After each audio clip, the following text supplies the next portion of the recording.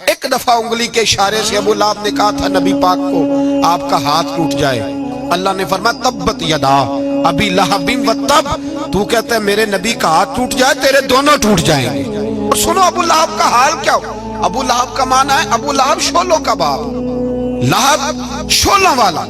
کیا مطلب؟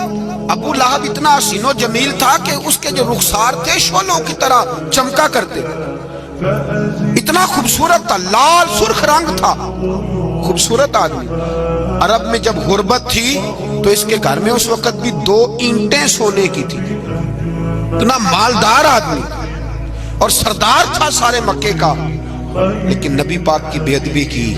تمہیں پتہ ہی نہیں کہ رب دنیا میں سب سے زیادہ ناراض ہی اس سے ہے جو اس کے رسول کا بے ادب ہے، سب سے زیادہ ناراض ہی اسی سے۔ ابو لہب نہ گیا بدر کے موقع پر، ڈر گیا، کہنے لگا میں نے نہیں جانا، مکے میں رہ گیا، نہ گیا جہاد کے لیے، مسلمانوں کے خلاف نہ نکلا۔ لوگوں نے بڑا اس کو لان تان کیا، لیکن کہنے لگا میرے خرچے پہ 4-5 بندے لے جاؤ، میں نہیں جاؤں گا، پیچھے رہ گیا۔ لوگ کہنے لگے بچ گیا، لیکن اس کے جسم کے اندر ایسی بیماری نکلی کہ ریشے سے بھر گیا سارا وجود، ریشے۔ اس کے بچوں نے لے جا کے ابو لہب کو پیچھے ایک حویلی تھی مکے کے باہر، اس میں بند کر دیا، چیختا تھا، چلاتا تھا، میں بد دعا نہیں دیتا، پر اگر کلیجہ پھاڑ کے دیکھو تو دل بڑا زخمی ہے۔ میری حیات کو ٹکڑوں میں بانٹنے والے، جب تیری حیات بھی بکھرے تیری ممات بھی بکھرے۔ اللہ کرے اسی طرح تو بھی روئے جس طرح آج اس دھرنے میں شہید ہونے والے کی ماں روئی۔ اللہ کرے میری حیات کو ٹکڑوں بانٹنے والے، جب تیری حیات بھی بکھرے جب تیری ممات بھی بکھرے۔ بد دعا ہے تمہارے لیے، بد دعا ہے تمہارے لیے، جب تیری حیات بھی بکھرے تیری ممات بھی۔ بند کر دیا اس کو لے جا کے وہاں پیچھے، اور جب اس کو بند کر دیا کمرے میں تو چلاتا تھا، چیختا تھا، کوئی مجھے بچاؤ، کوئی پانی پلاؤ۔ دروازہ توڑ کے باہر نکلا تو چوک میں مر گیا ابو لہب۔ اتنی بدبو آتی تھی کہ کوئی قریب نہیں جاتا تھا۔ چوک میں لاش پڑی تھی، یہ ہے میت کسی بے ادب کی، منہ دکھانے کے قابل نہیں، ان کے دشمن پہ لعنت خدا کی، رحم پانے کے قابل نہیں ہے۔ چوک میں لاش پڑی ہے، تبت یدا ابی لہب و تب، چوک میں پڑی ہوئی ہے، کوئی قریب نہیں جاتا۔ اس کے بیٹوں سے لوگ جا کے کہنے لگے تمہارا باپ تھا، شرم کرو۔ ایک ملازم کو پیسے دیے اس کے بیٹے نے، کہا گڑھا کھودو اور میرے باپ کو رسی کے ساتھ پکڑ کے اس میں پھینک دو۔ ایک گڑھا کھودا مکے کی گلی میں اور رسی کے ساتھ پکڑ کر، رسی کے ساتھ باندھ کر اس کی ٹانگ کو گھسیٹ کر اس گڑھے میں ڈال دیا، اوپر سے مٹی ڈال دی، بدبو کا وہ ڈھیر بند کر دیا۔ ابو لہب مکے کا سردار تھا، پر جانے کہاں مردود دفن ہے۔ لیکن میانی صاحب کے قبرستان میں جاؤ، میانی صاحب کے قبرستان میں وہ علم الدین جسے اپنا نام بھی نہیں لکھنا آتا تھا، ہزاروں لوگ روزانہ اس کی قبر پہ کھڑے ہوتے ہیں اور رسول اللہ کی نعتیں سناتے ہیں۔ جا کے دیکھو تو صحیح، منظر کتنا بدل گیا۔ اور جب غازی علم دین شہید کا جنازہ اٹھا تو امیر ملت پیر جماعت علی شاہ صاحب کی چیخ نکل گئی، اور ڈاکٹر اقبال رونے لگے اور قائد اعظم تڑپنے لگے، منتیں کرتے تھے محمد علی جناح کہ یارو تھوڑے پیچھے تو ہٹو، میرا بھی دل کرتا ہے میں بھی ذرا اسے کندھا دے لوں، ذرا پیچھے تو۔ محمد علی جناح جیسے لوگ تڑپتے تھے، اور جب قبر میں اترنے کی باری آئی تو ڈاکٹر اقبال نے ہاتھ باندھے، کہنے لگا او دوستو اقبال پہ تھوڑا رحم کھاؤ، اسے میرے ہاتھوں پہ رکھو، قبر میں اتار دیتا ہوں، اسے میرے ہاتھوں، قوت عشق سے ہر پست کو کر دے، دور میں اس میں محمد سے اجالا کر دے، اور کی محمد سے فاتون ہم تیرے، یہ جہاں چیز ہے کیا لوح و قلم تیرے ہیں۔ اور اقبال کہنے لگے دیکھو میں شعر لکھتا رہا اور یہ لوہاراں دا منڈا نمبر لے گیا۔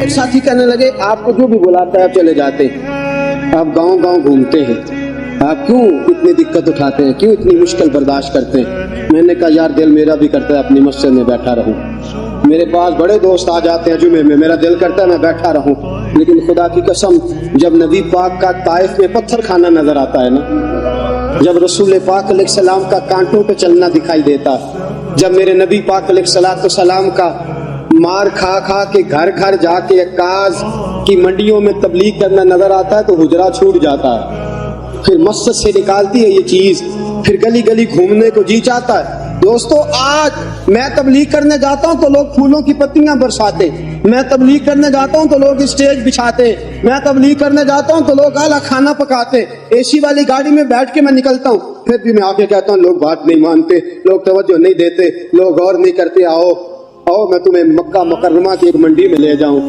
مکہ میں ایک عکاظ کی منڈی لگتی تھی، حضرت سعد بن عبادہ فرماتے ہیں میں اس منڈی میں موجود تھا، کالی زلفوں والے محبوب کے وجود پہ پھٹا ہوا لباس تھا، رسول پاک علیہ السلام کا لباس پھٹا ہوا تھا، ہونٹ مبارک خشک تھے، داڑھی میں گرد و غبار تھی۔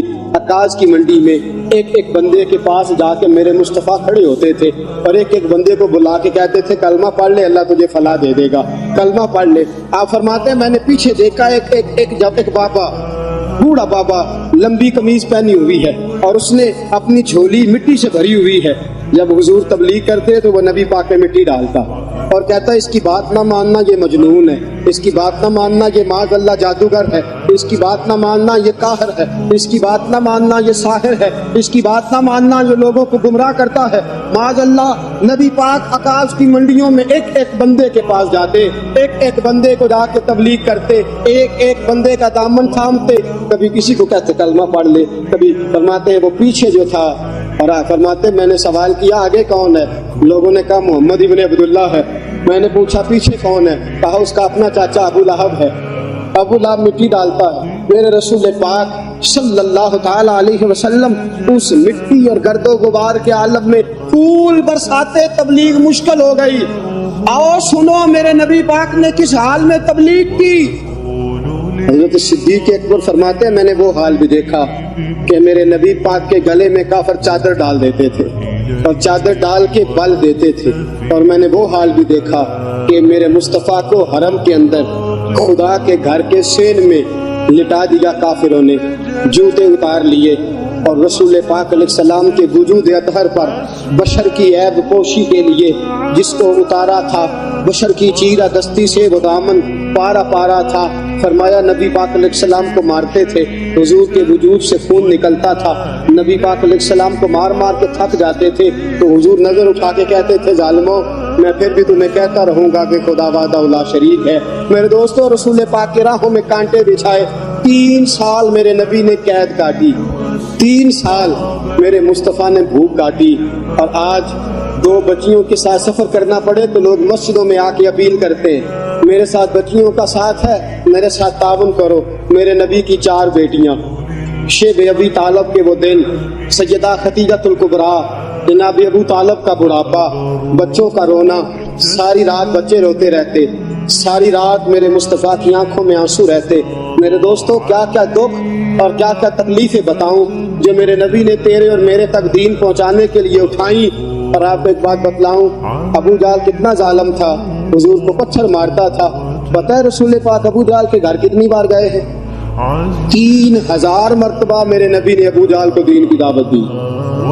3000 بار، 3000 بار حضور نے کہا ابو جہل آ جا کلمہ پڑھ۔ 3000 بار میرے مصطفیٰ گئے ابو جہل کے گھر، اور 3000 بار اس نے کبھی گالی دی، کبھی پتھر مارا، کبھی میرے نبی پاک علیہ السلام کو عزتوں سے نوازا، لیکن حضور نے دین کی تبلیغ چھوڑی نہیں۔ تو گھر سویا رہتا ہے، میں گھر آرام سے بیٹھا رہتا ہوں، 4 نمازیں پڑھ لی اور حق ادا ہو گیا، رمضان کے روزے رکھ لیے اور بات ختم ہو گئی۔ میدان میں نکل، مار کھا، مجھے پتا چلے محمد عربی کا دین کیسے پھیلتا ہے۔ اور آج پتہ ہے کیسے کیسے دکھ اٹھائے۔ خدیجہ الکبریٰ کہتی ہے مجھے لگتا ہے سب سے بڑا دکھ یہ تھا کہ میرے مصطفیٰ کی 2 بیٹیاں ابو لہب کے 2 بچوں کے نکاح میں تھی، 2 بچوں کا نکاح، 2 بیٹیوں کا نکاح ابو لہب کے 2 بیٹوں سے ہوا تھا، ابھی رخصتی نہیں ہوئی تھی۔ حضور نے اعلان نبوت فرمایا، میرے محبوب نے دین کی تبلیغ کا اعلان کیا تو ابو لہب نے پیغام بھیجا کہ یہاں تو تبلیغ بند کر دو ورنہ میں تیری بیٹیوں کو طلاق دلوا دوں گا۔ میرے حبیب پاک کی آنکھوں میں آنسو آ گئے۔ حضور نے فرمایا ابو لہب تیرا اختلاف میرے ساتھ ہے، میری بیٹیوں کو اذیت نہ دے۔ मेरी बेटियों को तकलीफ में, बेटियों वालों और बच्चों वालों और घर रखने वालों और अपने घर में जाके औलाद का माथा चूमने वालों, सुनो, हुजूर ने पैगाम भेजा, इख्तलाफ मेरे साथ है, मेरी बेटियों को जियत में मुब्तला न कर। सैयदा तय्यबा खतीजतुल कुबरा कहती हैं, अबू लहब ने कहा दो ही बातें हैं, या दीन छोड़ दो या तलाक तेरे घर में पहुंचने वाली है। नबी पाक अलैहिस्सलाम ने गर्दन झुकाई, फरमाया जे सोना मेरे दुख विच राजी ते मैं सुख नूं चुल्हे डावां। मेरे दोस्तों, दो शहजादियां बेटियां अभी घर से गई नहीं थी, जब पैगाम आया ना तो सैयदा खतीजतुल कुबरा कहती है, मेरे मुस्तफ़ा ने बच्चियों के सर पे हाथ रखा और हुजूर की नजर आसमान पे टिकी और नबी करीम सल्लल्लाहु अलैहि वसल्लम ने आसमान के बच्चियों के सर पे हाथ, नजर आसमान की तरफ, और हुजूर रो के अर्ज करते हैं, या अल्लाह दीन के मामले में अगर ये तेरी रजा है तो मैं इसके लिए भी तैयार हूँ। या अल्लाह मैं इसके लिए, दोस्तों, क्या क्या दुख, क्या क्या तकलीफें और क्या क्या कठिन मराहल मेरे मुस्तफ़ा ने देखे और ये दीन हम तक पहुंचा। कितनी अज़ियतों से हो के हुजूर गुजरे, कितनी तकलीफों से गुजर के मेरे रसूल पाक सल्लल्लाहु अलैहि वसल्लम आए। और हजरत ज़ैद बिन हारिसा फरमाते, एक दिन मैंने वो देखा जो मैं कभी भूल नहीं सकता। ताइफ के बाजार थे और मेरे मुस्तफ़ा लोगों को दीन का पैगाम देने गए थे। फरमाया, ताइफ के लोग पहले तो नबी पाक पे ताने बरसाने लगे, कहने लगे, खुदा को तू ही मिला था रसूल बनाने के लिए, माज़अल्लाह अस्तगफिरुल्लाह, तेरे जैसे भिखारी कोई रसूल बनाना था, नकले कुफ्र कुफ्र नबाशद अस्तगफिरुल्लाह ला हौल वला कुव्वत। पहले हुजूर पे उन्होंने ताना तशनी की बरसात की, फिर औबाश लड़कों ने पत्थर उठाए। फरमाया, वो मेरे नबी पाक को पत्थर मारते थे, रसूल पाक अलैहिस्सलाम बैठ जाते थे, फिर वो हुजूर को पकड़ के खड़ा करते थे। हुजूर का अलम नशरा का सीना लहू लुहान था। फरमाया, हुजूर को कहते थे चलो, हुजूर कदम उठाते थे तो नबी पाक के पैर पे पत्थर मारते थे। जख्म लगता था तो हुजूर पैर उठाते, दूसरा पैर रखते तो फिर पत्थर आता। इन पत्थरों की बरसात में मेरे नबी ने दीन का पैगाम फैलाया। इन पत्थरों की बरसात में हुजूर निकले। ताइफ की वादी से आज भी जाके सवाल पूछ, ताइफ का मैदान आज भी उस वाक़े को याद कर कर के रोता है, आज भी आसमान तड़पता है, हमने वो मंजर देख रखा है। मेरे दोस्तों, रसूल पाक ने उस हाल में दीन की तबलीग की और ओहद का मैदान लगा तो मेरे नबी पाक के दांत भी टूटे, हुजूर अलैहिस्सलाम के वजूद से खून भी बहा, लेकिन हुजूर ने फिर भी रो के यही दुआ की, अल्लाहुम्मा हदी कौमी फइन्नहुम ला यअलमून, या अल्लाह मेरी कौम को हिदायत दे दे, खुदाया मेरी कौम को हिदायत दे दे। मेरे दोस्तों, मेरे रसूल पाक अलैहिस्सलाम की ने हुजूर ने कौन कौन सी कुर्बानियां दी। मक्का कितना प्यारा था हुजूर को, लेकिन मक्का भी हुजूर ने छोड़ दिया। शहर छोड़ना बड़ा मुश्किल होता है, वतन छोड़ना। हजरत सुल्तान बाऊ फरमाते हैं, शाला मुसाफिर कोई न थी वे, कख जिना तो पारे हूँ। मेरे रसूल पाक ने मक्का भी छोड़ा दीन के लिए और मदीने आए तो मेरे नबी पाक अलैहिस्सलाम ने दुख उठाए। हजरत सैयदा तय्यबा सैयदा ज़ैनब रज़ी अल्लाह ताला अन्हा, मेरे रसूल पाक की सबसे बड़ी शहजादी, हामिला थी।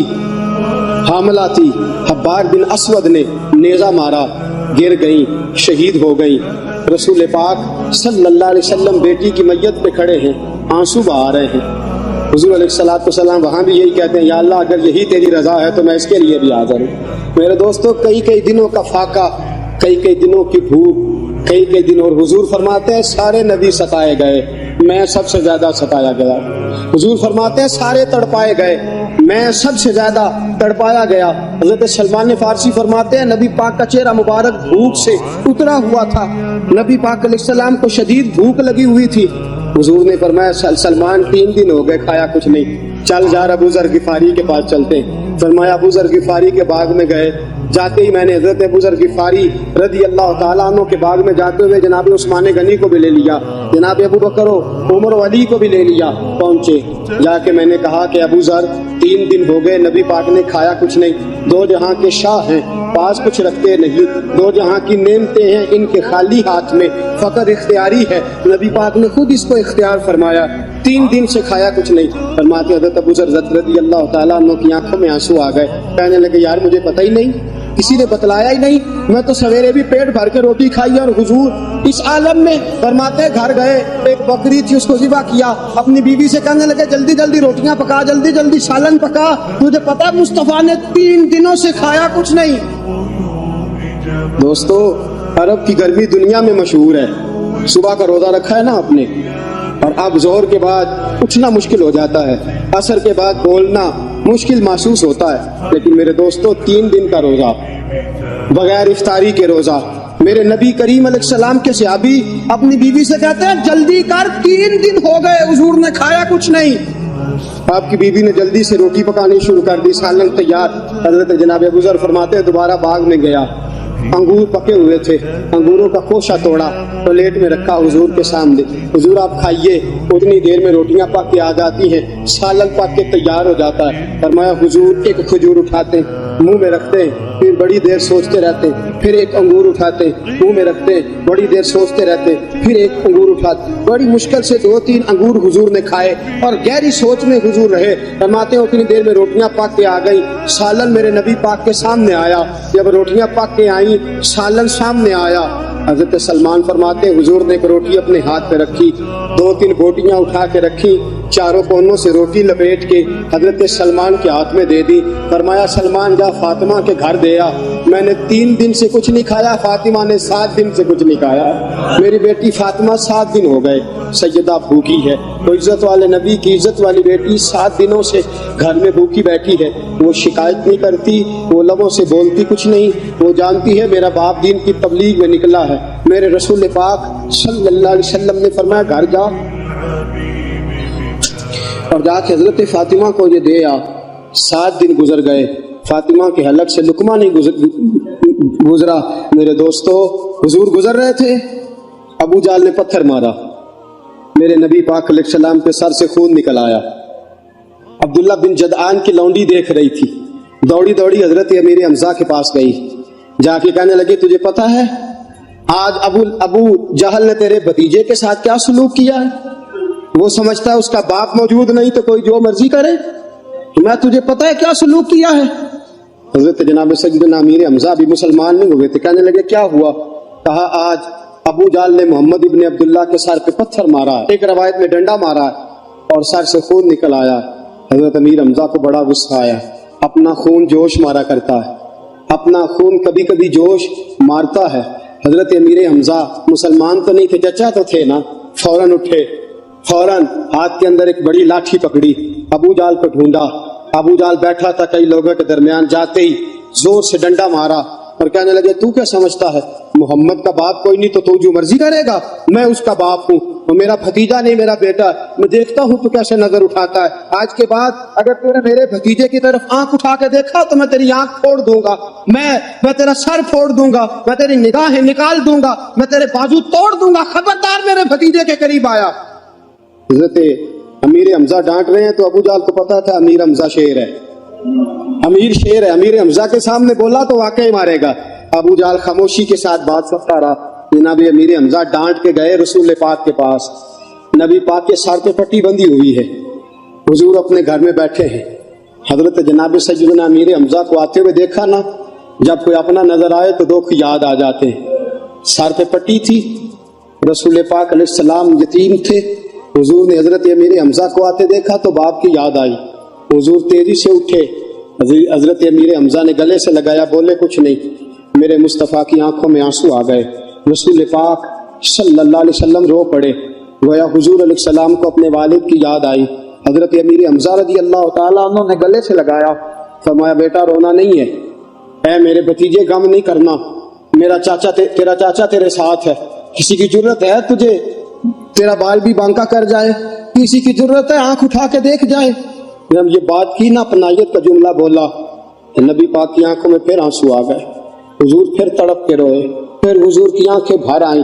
حضرت امیر حمزہ کہنے لگے نہ بس کر, اب خوش ہو جا, میں نے تیرا بدلہ لے لیا ہے, میں نے تیرا بدلہ لے لیا, راضی ہو جا. رسول پاک نے اپنے چچا کا ہاتھ پکڑا اور ہاتھ کو پکڑ کے نا اپنے سینے کے ساتھ لگایا. حضور نے فرمایا چچا میں راضی کوئی نہیں. آنکھوں میں آنسو, چاچا میں راضی کوئی نہیں. بھتیجے تو کیسے راضی ہوتا ہے؟ فرمایا چاچا میں تب راضی ہوں گا جب تو کلمہ پڑھ کے مسلمان ہو جائے گا.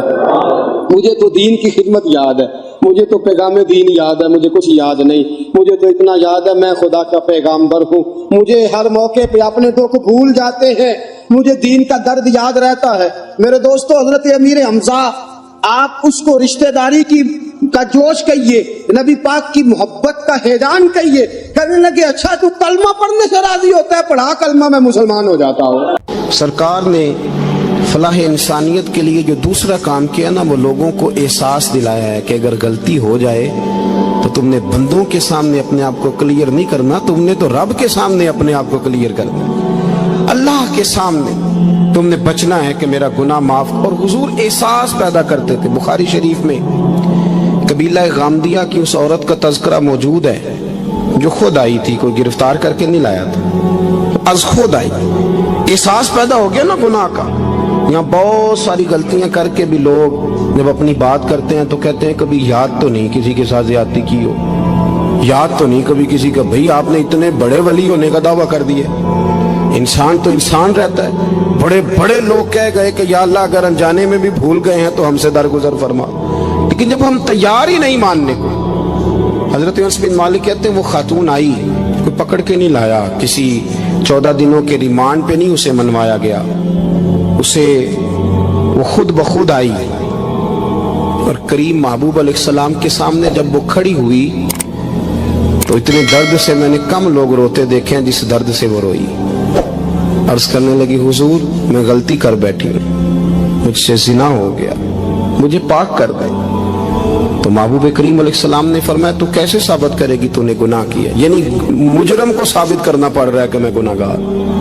یہ وہ کمال ہے کہ انسانوں کو احساس ہونے لگے کہ یہاں ہم غلط ہیں۔ جب اعتراف جرم ہوتا ہے، جب بیماری کی تشخیص ہوتی ہے تو پھر اس کا علاج بھی ہو جاتا ہے۔ حضرت انس بن مالک کہتے ہیں وہ عرض کرنے لگی حضور میرے پیٹ میں ناجائز بچہ ہے۔ حضور نے فرمایا جا جب بچہ پیدا ہو تو پھر آنا۔ وہ 8 ماہ کے بعد آئی تو اس کی گود میں پھول سا بچہ تھا۔ حضور نے فرمایا واپس جا، جب روٹی کھانے لگ جائے تو پھر آنا۔ وہ 2 سال 2.25 سال دودھ پلاتی رہی، پھر جب آئی تو بچے کے ہاتھ میں روٹی کا ٹکڑا تھا۔ کریم محبوب صلی اللہ تعالی علیہ وسلم سے آ کے جب اس نے بات کی تو وہ درد سے روئی، کہنے لگی یا رسول اللہ 3 سال ہونے کو ہیں، میں نے گناہ کیا ہے، میں ساری رات سو نہیں پاتی۔ حضور تڑپتی، اگر اس حال میں مر گئی تو اپنے رب کو کیا منہ دکھاؤں، مجھے پاک کر دے، میرے حال پہ رحم فرمائے۔ محبوب کریم صلی اللہ علیہ وسلم نے بچہ ایک صحابی کو دیا، فرمایا بچوں کی طرح پالنا، اور کہا اسے لے جاؤ، پتھر مار مار کے اسے سنسار کر دو۔ صحابہ کہتے ہیں اسے پتھر لگ رہے تھے اور حضور بے چینی کے ساتھ ٹہل رہے تھے۔ آ کے خبر دی حضور وہ تو وصال کر گئی، انتقال ہو گیا۔ فرمایا یہاں تک تو بات اس کی تھی۔ حضرت انس بن مالک کہتے اب محبوب کریم نے صحابیات سے فرمایا اسے غسل دو، کفن پہناؤ، جنازہ تیار ہو جائے تو مجھے خبر کرنا۔ حضرت انس بن مالک کہتے ہیں غسل ہوا، کفن ہوا، جنازہ تیار ہوا تو حیران ہم تب ہوئے جب میرے محبوب نے فرمایا صفیں بناؤ، میں خود جنازہ پڑھاؤں گا، میں خود جنازہ پڑھاؤں گا۔ اور سرکار نے جنازہ پڑھایا تو ایک شخص کی زبان سے نکلا حضور اس ملعون کا معاذ اللہ جنازہ جس نے ناجائز بچہ جنا، اس کے لیے آپ دعا کر رہے ہیں، جنازہ پڑھا۔ حضور فرمانے لگے خاموش ہو جاؤ، تم نے گناہ دیکھا ہے اس کا احساس نہیں دیکھا، تم نے غلطی دیکھی ہے لیکن اس کی توبہ کا انداز نہیں دیکھا۔ اور صاحب کنز العمال نے یہ لفظ نقل کیے ہیں کہ کریم محبوب فرمانے لگے اس نے تو ایسی شاندار توبہ کی ہے کہ اگر میں اپنی ساری امت میں بانٹ دوں تو اللہ سب کی مغفرت فرما دے گا۔ احساس جب پیدا ہو جاتا ہے نا اپنے دل کے اندر کہ یہاں میں غلط ہوں، ان العبد اذا اعترف ثم تاب تاب اللہ علیہ او کما قال نبی صلی اللہ علیہ وسلم، رواہ مشکات۔ حضور نے فرمایا جب کوئی بندہ کہتا ہے نا اللہ میں بھول گیا تھا اور پھر وہ توبہ کرتا ہے تو رب اس کی توبہ کو فوراً ہی قبول فرما لیتا ہے۔ پہلی بات یہ کہ عقائد کو مضبوط رکھیں، مضبوط عقائد۔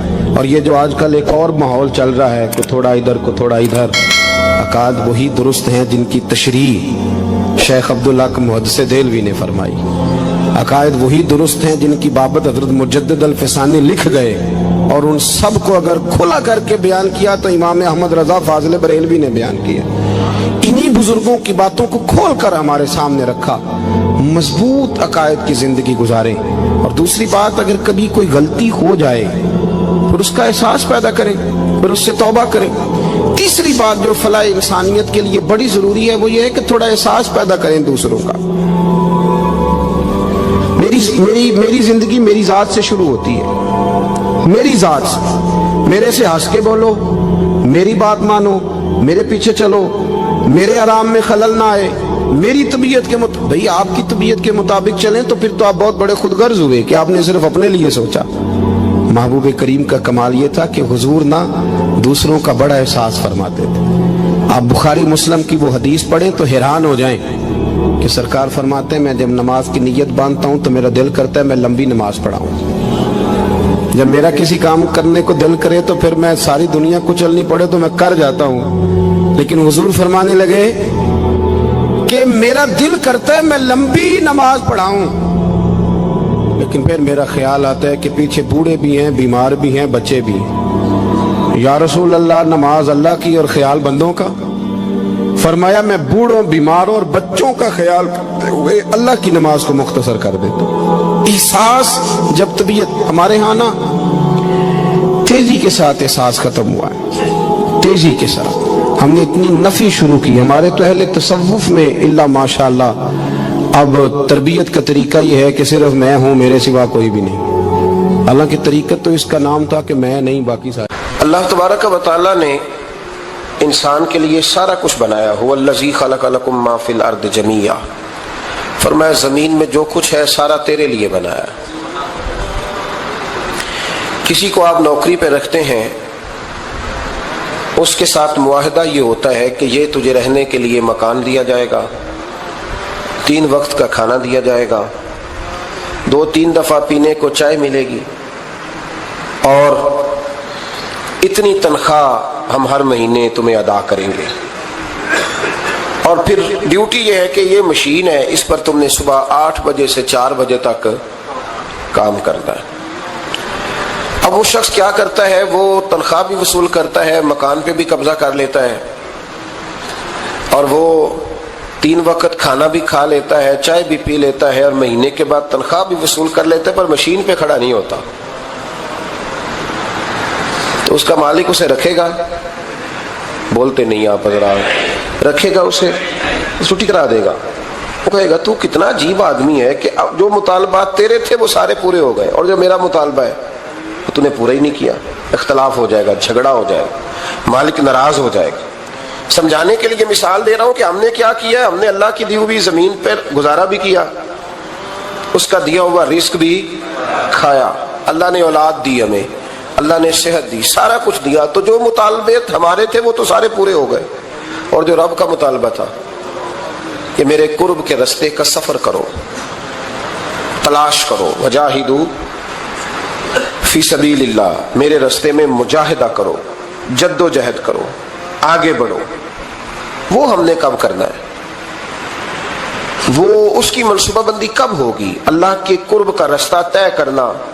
ہمارے صوفیانہ روز دیکھا کرتے تھے کہ آج ہمارے دل میں ہمارے رب کی کتنی محبت ہے، آج کتنا میرا دل چاہ رہا ہے کہ میں اپنے اللہ کی طرف بڑھوں۔ روز ذائقہ محسوس کرتے تھے، طلب پیدا کرتے تھے۔ ہمارے مزاجوں کے اندر ہر چیز کی طلب پیدا ہو گئی ہے، لیکن وہ جو ایک خاص ذوق تھا نا اللہ کے قرب کا، اس کی چاہت، اس کی طلب، اس کی طرف بڑھنا، محسوس کرنا کہ میرا رب ہے، محسوس کرنا کہ میں کسی کا بندہ ہوں، مجھے کوئی رزق دیتا ہے۔ ہمارے صوفیاء، اولیاء، صحابہ، اہل بیت، انبیاء یہ ہر وقت محسوس کرتے تھے کہ میں کوئی شترے بے مہار نہیں، کوئی میرا ہے جو مجھے بنانے والا ہے، جو مجھے نوازنے والا ہے، جو مجھے عطا کرنے والا ہے۔ وہ اپنے رب کی چاہت کرتے، اپنے رب سے محبت کرتے، اپنے رب کی طلب پیدا کرتے، شوق بڑھاتے روز عبادت کا۔ ان کے اندر ایک جذبہ تھا جو روز پروان چڑھتا تھا۔ 5 نمازیں پڑھنے کے باوجود وہ اشراق پڑھتے، چاش پڑھتے، تہجد پڑھتے، صلاۃ اللیل پڑھتے، وہ قرآن پاک کی تلاوت کرتے۔ پھر بھی کبھی ان کا ذوق آتا تو وہ دنیا سے کٹ کے مصلی پہ ہی آ کے بیٹھ جاتے۔ لیکن وہ درد، وہ ذائقہ، وہ کیفیت، وہ چیزیں مان پڑتی جا رہی ہیں۔ قوم اگر کبھی کوئی مسئلہ پوچھتی ہے تو بڑا عارضی سا، رب دا طالب کوئی نہ ملیا، جو ملیا طالب زردہ ہو، حضرت سلطان باؤ فرماتے ہیں کہ مطلب کدھر گئے لوگ جو رب کو طلب کرتے تھے، جن کی خواہش تھی کہ ہمیں اللہ کا قرب نصیب ہو، پیارے رسول صلی اللہ علیہ وسلم کی معرفت کا ذوق ہمیں نصیب ہو، وہ کہاں گئے؟ ہمارا ایک مقصد تھا، دیکھیں نا بڑا پیار آتا ہے اللہ کو اس بندے پہ.